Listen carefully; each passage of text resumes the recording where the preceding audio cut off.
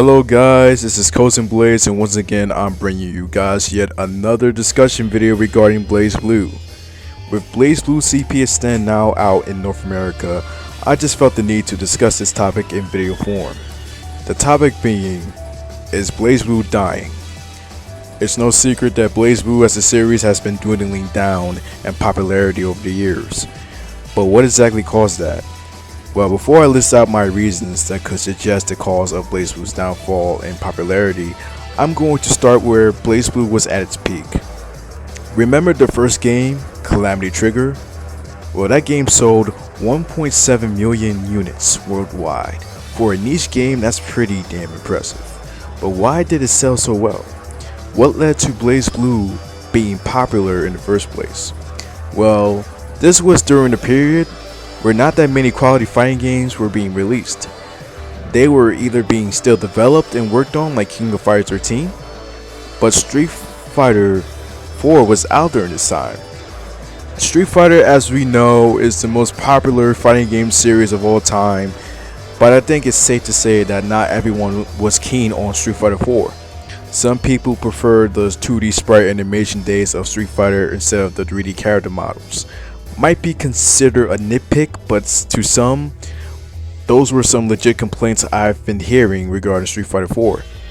BlazBlue's first installment into the series, Calamity Trigger, made its console debut in June of 2009 for both America and Japan. Now, Street Fighter 4 was having some competition now.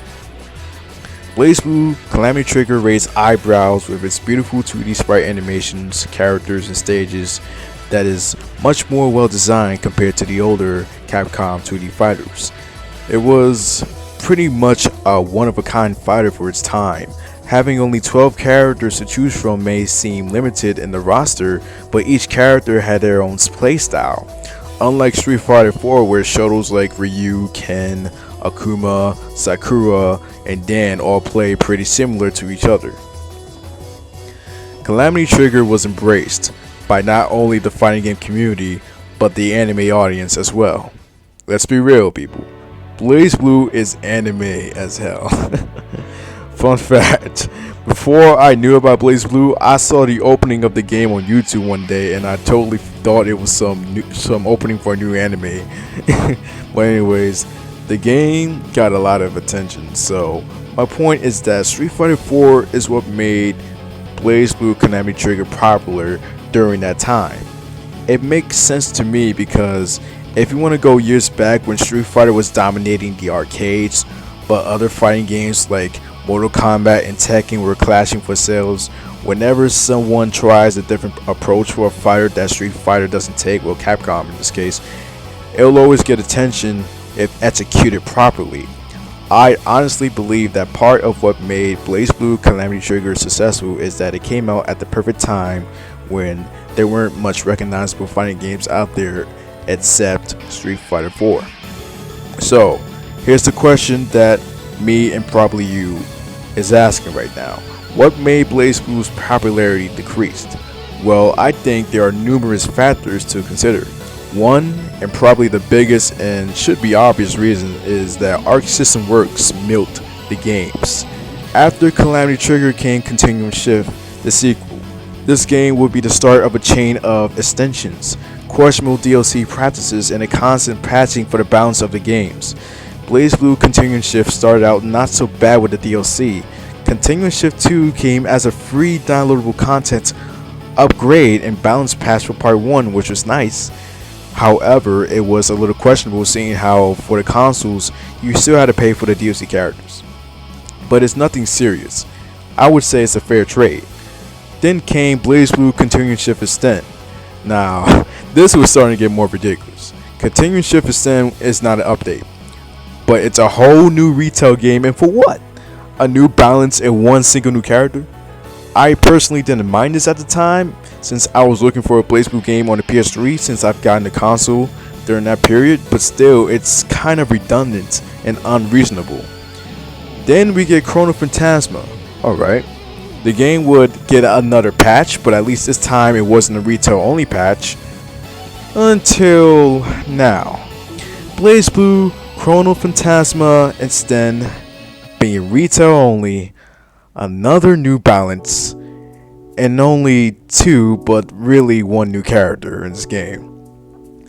As you can see, this pattern is what I believe is part of what made the BlazBlue fanbase die down a bit.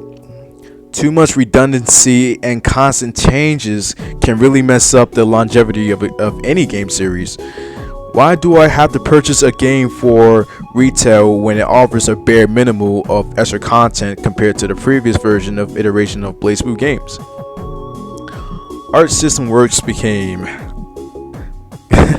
they became Capcom, as I hate to admit it. Another reason is that more fighting games with quality were being released during BlazBlue's lifespan.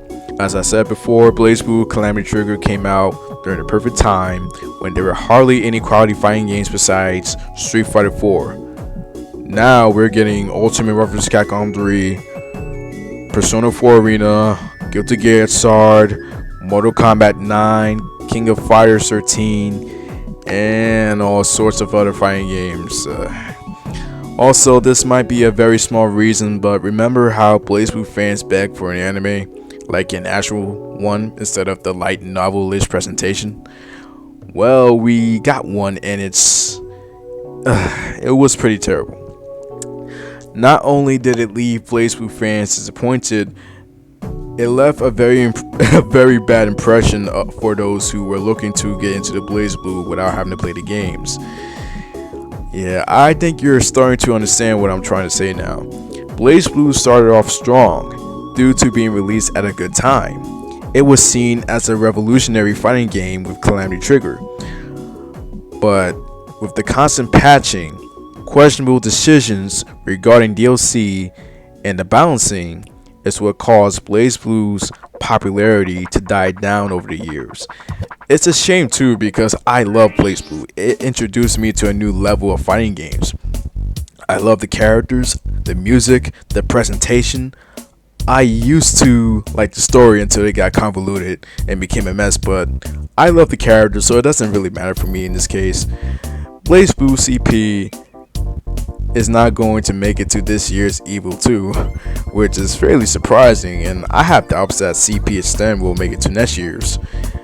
Man, this series has been on a downward spiral, but you'll still see guys like me playing it from time to time.